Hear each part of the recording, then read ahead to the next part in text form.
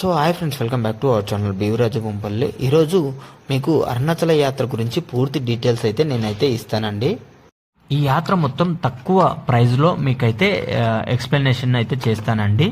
దేవాలయానికి వచ్చినప్పుడు మనకు రూమ్స్ కానీ ఇక్కడ వెయిట్ చేయాలి, ఏం చేయాలి అనేది మొత్తం పర్టికులర్గా అయితే ఉంటుంది.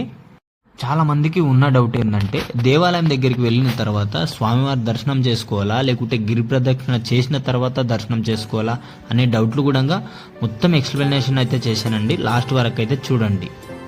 ఓం నమో శివాయ. ఇప్పుడు మనం క్షేత్రం యొక్క ప్రాముఖ్యత అయితే తెలుసుకుందామండి. అగ్ని పర్వతం.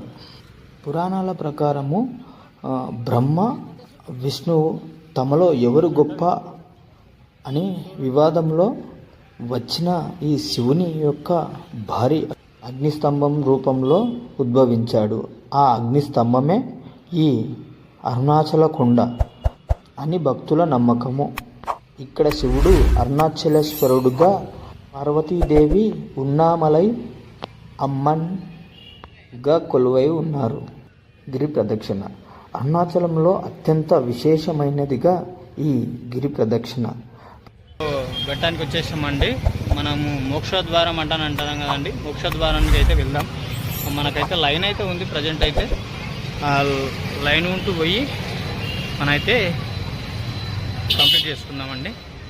నేనైతే మోక్ష ద్వారంలోకి నుంచి వెళ్తున్నానండి. చాలా మంచిగా అనిపించింది నాకైతే. నేనైతే సన్నగా ఉన్నా కాబట్టి ఈజీ అయిపోయింది. కొంచెం లావు ఉన్న వాళ్ళకి కొంచెం కష్టం అవుతుంది.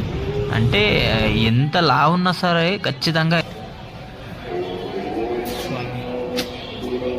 మీకు దేవాలయం లోపల చూపిస్తాను చూడండి, ఎంత అద్భుతంగా అయితే ఉంటుందో. ఇక్కడ చూడొచ్చు, మీకైతే గోపురాలు ఎంత అద్భుతంగా కనబడుతున్నాయో.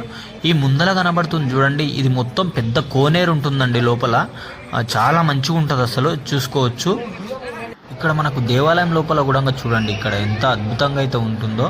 మనకైతే ఫోన్లు అయితే అలో ఉంటాయండి, ఎవరు చెక్ చేయరు. కాకపోతే స్వామివారి ఫొటోస్ అవన్నీ తీయడానికి లేకుంటుంది మెయిన్ గర్భగుడిలో. ఇక్కడ చూసుకోవచ్చు, మనకు మొబైల్ ఫోన్ మొత్తం అలో ఉంటుందండి, ఎక్కడ చెక్ చేయరు. చూడొచ్చు, ఇక్కడ చాలా మంది ఫొటోస్ కానీ వీడియోస్ కానీ చాలా మంది తీసుకుంటుండ్రు. ఇదేనండి video. So hi friends, welcome back to our channel. ఇప్పుడే దర్శనం అయితే కంప్లీట్ అయిపోయింది. నాకైతే దర్శనం మంచిగా జరిగింది.